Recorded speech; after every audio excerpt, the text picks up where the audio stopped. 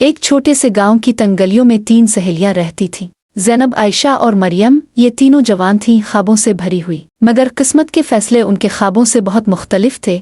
ज़ैनब चाहती थी कि वो पढ़ लिख कर उस्ताद बने, लेकिन गुर्बत और रस्म व रिवाज ने इसके ख्वाब तोड़ दिए।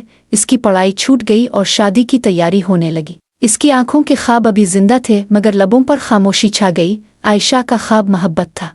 वो चाहती थी कि कोई उसकी मुस्कुराहट का मुहाफिज बने, मगर गांव की दुश्मनी और सियासत ने इसे एक ऐसे शख्स के हवाले कर दिया जिसके दिल में ना मोहब्बत थी ना इज्जत। अब आयशा के आंसू रात की तन्हाई में उसके साथ ही है। मरियम सबसे ज्यादा जुर्रतमंद थी। वो चाहती थी कि औरतें अपने हक के लिए आवाज उठाएं, लेकिन गांव ने इसकी जुर्रत को बगावत कहकर दबा दिया। हर रोज ताने, हर दिन रुकावटें, और आखिरकार वो भी खामोश हो गई। अब ये तीनों बरगद के पेड़ तले मलती है, मगर हंसी की जगह आंखों में उदासी है। वो आसमान की तरफ देखती हैं और सोचती है, शायद किसी दिन उनके ख्वाब भी पूरे होंगे। फ़िलहाल हाल उनके ख्वाब गांव की धूल में दफन हैं। ये कहानी सिर्फ ज़ैनब, आयशा और मरियम की नहीं, बल्कि हर इस लड़की की है जिसके ख्वाब वक्त से पहले छीन लिए गए।